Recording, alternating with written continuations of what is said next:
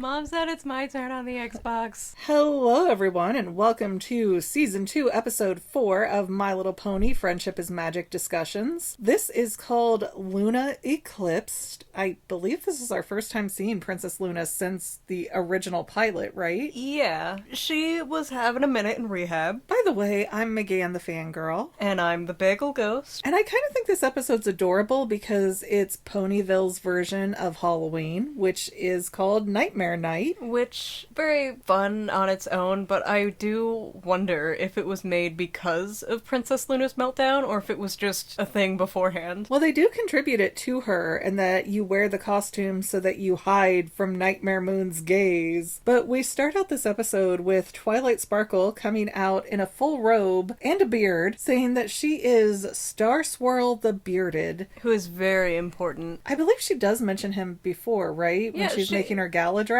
She mentions him all the time, and he does end up being an actual character at one point. Really? Yes. She made it sound like he was super old and not with us any longer. He is super old. A few 100 years old, but they're gonna explain that in, Season 6. Oh, wow. So it's a wait. Yes. And I guess Star Swirl the Bearded is the father of the amniomorphic spell. I have no idea what that means. It kind of sounds like changing animals into people or vice versa. It could be anything. Were all the ponies people at one point? And then somebody just went, you know what? We're done being humans. Ponies. I don't know how canon the Equestria Girl movies are, but I do know that Star Swirl the Bearded is very involved in the second movie. Oh, really? Interesting. He was the one who sent the villains there. Very interesting. But to further demonstrate that we are dealing with a trick-or-treat / Halloween situation, Granny Smith knocks on Twilight's door with 3 kids that she's taking out, and none of them are Sweetie Belle or Scootaloo or Apple Bloom. They're just kids, They're just random kids. And then this really tiny one pops out as a pirate, like, "Hi, I'm Pipsqueak. This is my first nightmare night." And he's got this cute little British peasant accent, and he's from Trottingham. You know what, though? You always say that the boy ponies are gross, but I think Pipsqueak is so adorable. Yeah, for a boy pony. For a boy pony. He's a pinto. He's gorgeous. And he's the only one we really ever see that's realistic colors. Fair, but we do see another horse that is, I believe, a Clydesdale later. Oh wait, is Pipsqueak not a pony? They're considered a horse? I'm pretty sure how he's drawn he's a pony, but there are horses in this universe, and they're from Saddle Arabia. And I am not a veterinarian person, but I do believe horses and ponies are different classes. They're not the same thing, because ponies only get to a certain size, and then horses get to be you can ride on them. Ponies are for children to ride on. Horses do labor and junk. Yeah. Well, if you put an adult on a pony, it gets U-shaped in the back. That's not good. Depends on the adult. Sometimes there's anorexic adults. That's true. I had a girl in the class above me in high school that when they changed the law that you have to be over 100 pounds to not use a car seat, she's like, "I'm 17 and I need a car seat now." How fun for her. Anyways, I also thought it was kind of strange that Spike's costume is a dragon. He got what he got.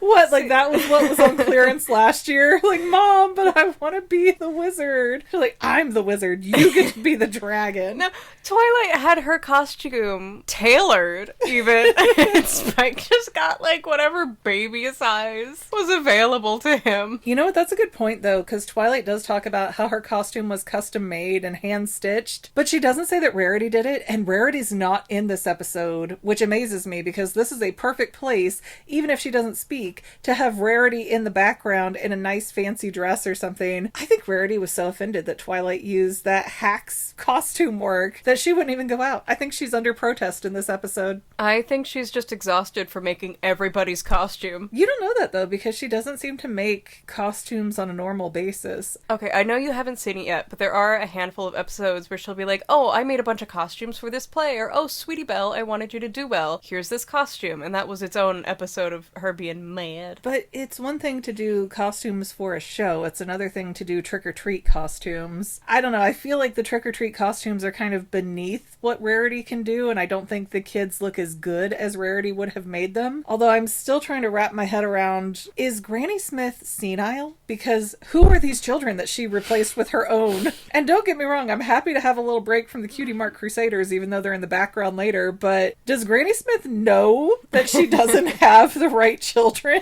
I think Granny Smith is just the neighborhood babysitting. When she knocked on the door, she's like, I should have been in bed 5 hours ago. Which again makes it all seem really weird. Like, why would Granny Smith go out and do this if it's not her own granddaughter pushing the issue? But then she doesn't have her granddaughter. I believe, if I'm noticing right, that Apple Bloom is like a Frankenstein. That seems right. Yeah, and no Frankenstein with Granny Smith. So. And then there's Scootaloo as a little wolf, I think. Yeah, and I think Sweetie Belle is an astronaut? No, I think she's a vampire. Oh, okay. I see. I thought Sweetie Belle was in the back. She's center stage. Her sister made that one. It also looks like there's a baby Derpy in a fire suit, so kind of adorable. I want to know more about all these ponies. I don't think we've seen them all in the school. You're not going to see every background character and their family tree, man. I love them. Like, the background ones can be so neat. I mean, yeah, My Little Pony definitely was one of the first shows that had interesting background characters. But sorry, let's move forward with this episode a little better. So, Twilight Sparkle and Spike get into town where they're having the big Nightmare Night Festival, and Rainbow Dash, who I think is dressed as a Wonderbolt? She's dressed as a Shadow Bolt from the first episode. Do you remember those? those? When they were evil. Okay. Yeah. Weird, obscure pull there for a Halloween costume, but whatever. She's trying to be spooky. But she's just being a jerk. She's just going around, like, scaring people on a thundercloud, making it lightning. That's her personality. She sucks. She's really not being great here. When has Rainbow Dash ever been great? But not only does Rainbow Dash throw out this thunderbolt and scare everybody in town, poor Spike is twitching on the ground like he's having a heart attack or a He's stroke. clutching his chest. Yeah, he's just like, eyes are going a different direction. Call the ambulance. And Twilight's just like, get up, you baby, you're fine. She's a terrible parent. Boomer parenting. And we do get a second where we see Derpy. And I don't know how long it takes between these episodes being produced and the writing team and animators getting feedback on what the fans are getting into. Well, but I did notice Derpy had eyes going in different directions while she was in the Bobbing for Apples tub. Yeah, and Derpy got popular really fast, and I would assume that since they used puppet animation, that they got it quick enough to continue to keep her Derpy. Yeah, I know there were episodes where we saw her in the background and her eyes were normal, but the fans went, no, make her special. It's okay to have special representation. And I love that they just went with it and like, you know what? People love it. Let's go with it. And you can even find figures with her eyes being all googly. I think it's great. I just find it surprising that they are able to implement it as fast as they do. Moving on.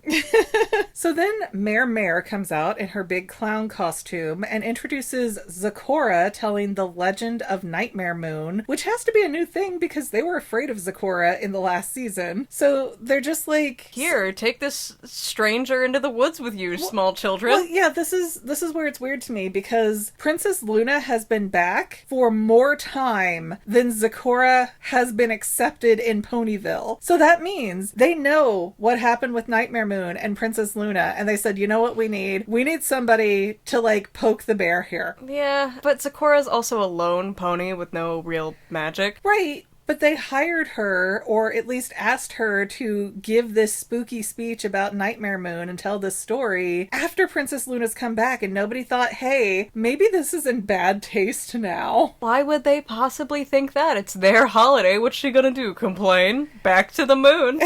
Well, Luna does show up, and she has this demonic double vocal cord voice, speaking like a 1950s, well, detective really, but detective in a horror movie. Fear not, citizens of Ponyville, your princess is here to be beloved and feared. I don't know what detectives you've seen, but that's more like an alien. I don't know, I've watched a lot of old movies where, you know, no, I'm not going to be able to do it. Yeah, see, we got to talk like the... No, I'm doing it terrible. You know what, just never mind the point. Old movies. She's talking like an old-timey horror movie guy. Like when they wake up the mummy and he's from centuries ago. Thou shalt not behave in a way that displeases thine princess. Like, really weird. Well, she is from like 10 centuries ago. But what has she been doing for the last year? Have they not put her in any kind of rehab?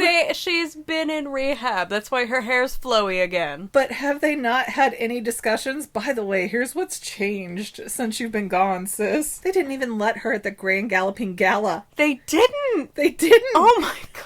Princess Celestia is not nice. She's very mean to her sister. I think she was put on a very tight leash. But like Luna is scaring everybody and she's not getting it because this is how we talked back in my day 1,000 years ago. And apparently nobody has bothered to get her up to speed. This is her first social interaction. She snuck out of the palace. She broke a few windows. She didn't need to, but like she broke them just for fun. And Twilight decides she's going to help with this by taking Luna to see Fluttershy because Fluttershy speaks so demurely that you'll get some lessons from her. And poor Fluttershy is going to have an aneurysm and a stroke out of fear here. Just, it's Nightmare Moon. Don't touch me. Don't talk to me.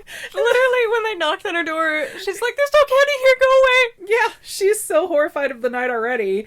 And then to actually bring Luna to her door, and Luna's still talking with that booming voice at Fluttershy, and Fluttershy just keeps shrinking. Like, yes, okay, whatever you want. Okay. Yep, lesson's over, bye! Twilight slams the door right into her face. She is so upset. And almost like clockwork, every time Luna feels like she's succeeding in one of these lessons that Twilight is perpetuating, Pinkie Pie shows up with a band of random children that are following her like the Pied Piper for no reason, and she gets everybody hyped up in fear of, oh my gosh, it's Nightmare Moon, run for your lives! Which I feel like is the quickest way to get sent to the dungeon. If Luna had any authority, maybe that would happen, but as we're seeing, she has no power. Right now, but that's just really mean of everyone in the main six, because I could get these other ponies who weren't there and they don't really know for sure. Twilight and Pinkie Pie was right there. All of them were there. All of them saw it. All of them saw her, cry and apologize, and there was a parade for her when she was better, so I don't understand. It was in Ponyville. I don't understand why everyone's treating her like this. And next, Twilight goes, well, my friend Applejack is super likable, so let's go see her without any advance warning too. Freaks Applejack out. I'm not even sure what Applejack did to try and help with the situation once she calmed down. She's just like, oh, get loose, have fun, get jiggy with it. Here, have a spider. And she's like, oh, yeah. haha. And that didn't work because Luna brings out her big girl voice again, her big girl bark, and she turns all the spiders real to make them go on this I feel like you're net. Jumping a good step. I don't know. I mean, maybe I had a bright color blackout here. She throws a spider she got it on. She's like, huzzah, it's fun. And they're like, huzzah, she's doing great. And then she like does the pumpkin toss thing, and she's like, the fun has been doubled, because she's cute like that. I know, like she's trying so hard to get into it, and everybody's so terrified. She's even like, oh, you don't have to call me princess, you can call me Luna, that's my name. And here comes Pinkie Pie. Yeah, Pinkie Pie starts the whole hype up of, oh no, Nightmare Moon again. And Luna's getting so upset. And Luna even tries to save Pipsqueak, who falls into the bobbing for apples tub. And Pipsqueak's like, she tried to bite my butt off, basically. She tries to gobble my back. Like, your back is ungobbled, you wench! Yeah, Luna freaks out, starts booming, you're a liar, child! Which is never gonna go well, no matter how right you are. There is no scenario where you yell at a child and you look like the good guy in public. I mean, there's a few. It'd have to be a child that everybody collectively hated. Like that kid from the Babadook who is so obnoxious. If somebody walked up and just smacked him while he's being a brat, people would probably cheer, like in a Medea movie or something. But like the little cousin from Home Alone, the one who pees the bed. Oh, and he looks so like excited to do it. Oh yeah, I'm drinking my fourth Coke. Oh my god, you're sadistic. Yeah, let's put that in a children's movie with weird kinks. I really think Luna is just really autistic and she doesn't understand social cues at all. Because a big thing with autism is you don't know how loud you're being sometimes. My mommy knows this. Okay, you're right. I can see it in my notes now. This is where Nightmare Moon gets irritated and she turns the basket of throwing spiders alive. They all get on the spider web net that they stick to as a tossing game. And Luna's like, see, look how great I am at this. Isn't this fun? And it's not working. Like, the people are not coming back around to her. So Luna's just like, you know what? We're just canceling Nightmare Night. This is disrespectful. And she's not wrong, honestly. She's not wrong. She could have crashed out sooner, so she does have some power. Holiday power. The absolute fact that Celestia allowed this to continue without giving Luna any context and letting her go out that night is absolutely insane. Absolutely insane. It's almost like Celestia let Luna loose from wherever she's been hiding her and went, let's see what Twilight does. Let's make a little test. Can you fix my sister so I don't have to? Yeah, like when Lex Luthor releases a random monster for Superman to fight, so you can be like, let's see if this'll kill him. I think Celestia is just trying to see what it's going to take to mentally break down Twilight Sparkle. No, mentally prepare her for being a princess. But we don't know that yet, so it just seems mean. Celestia is mean. So Twilight has now decided that she's going to go corner Pinkie Pie in an alley, because that's not creepy at all. And let's please take a second to notice and appreciate that for all of the ponies that Twilight Sparkle is going around trying to get to help Luna, Rainbow Dash never comes up in that conversation. That's because Rainbow Dash would only make it worse. And she does, because when Pinkie is sort of getting calmed down and Nightmare Moon is trying to introduce herself to her very nicely. Nightmare Moon? Sorry. Look at me, I'm getting in on the hype. And Luna is trying to introduce herself to Pinkie Pie very nicely. There's a thundercloud that appears behind her and goes off and makes Luna look like an evil supervillain, so Pinkie Pie starts freaking out again. And it's Rainbow Dash because... Of course! Guys, can you please make us anti-Rainbow Dash merch?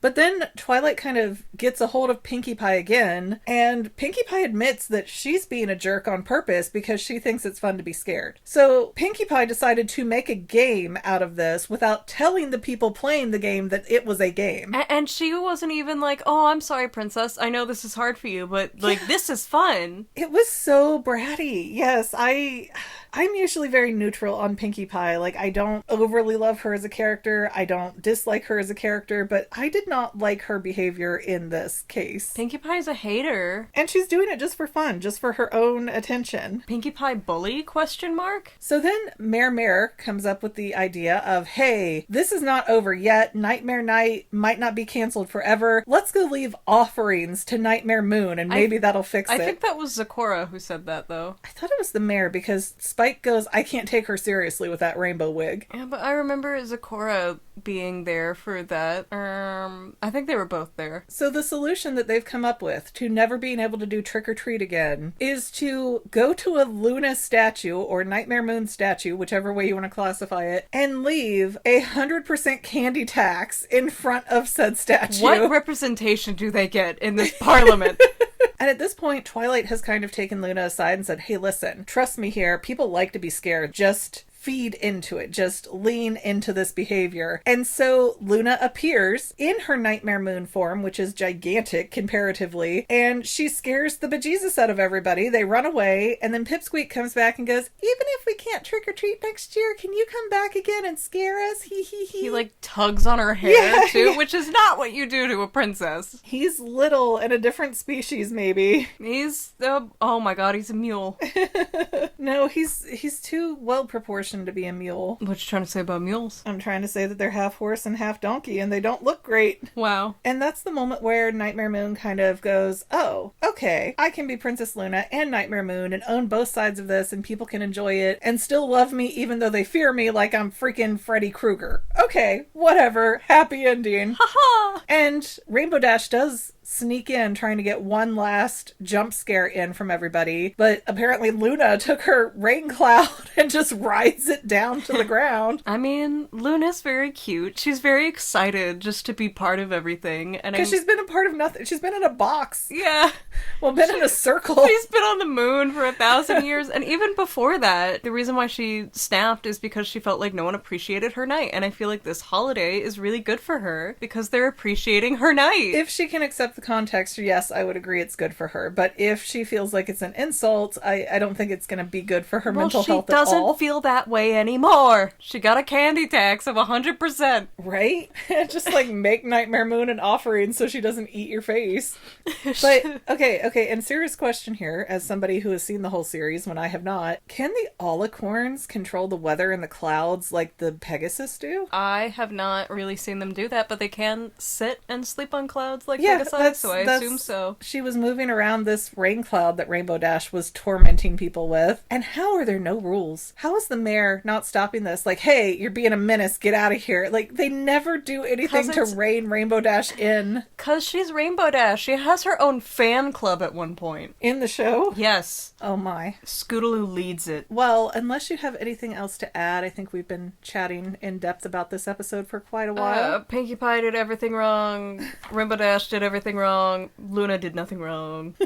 Luna's just trying to live. Fluttershy and Spike are in the emergency room trying to recover from their heart attack. They're having heart palpitations. Both from the sugar and from the fright. Anyways, guys, please don't forget to like, subscribe, comment, and or share. That's all free for you. We also have paid channel memberships that are not free for you, but they really help us out, especially in these times of YouTube hating, recommending anything that we do. So, without further ado, we will see you next time in the next episode. Bye! And to any of my members here on YouTube, a huge bottom of my heart thank you for all of your help and support. If you would like to become a paid channel member, there is a link in the description below. Thanks again, guys. Love you. Well, family members, we're almost done, but I want to invite you to hang out with me in some other places. I'm on Twitter and Instagram as my own personal self, and I have a Facebook page too, but I mostly just post photos over there. And sometimes people say, hey McGann, I want to mail you something. How do I do that? Easy. Just click the About tab on my channel page, and my most current P.O. Box info will be right there. I also run another channel, The Family. It's really a hodgepodge channel where we might post anything. Oh yeah, and I also sell shirts and stickers and stuff with the Family and the Fangirl logos. If that is your cup of tea, I have a link in every description of every video. Finally, if you want to help out the Fangirl channel and make sure I'm putting out video essays for years to come, the best way you can help is by subscribing and watching more of my videos, whether they're new, old, whatever. Maybe even share one or two on social media, help spread the word. People who watch to the end of videos, like you, helps to tell the site, hey, this is a good video, we should recommend it to other people. So if you made it this far, leave me a comment of something like, hey, I made it to the end. Love ya. See you next time, family members. Bye.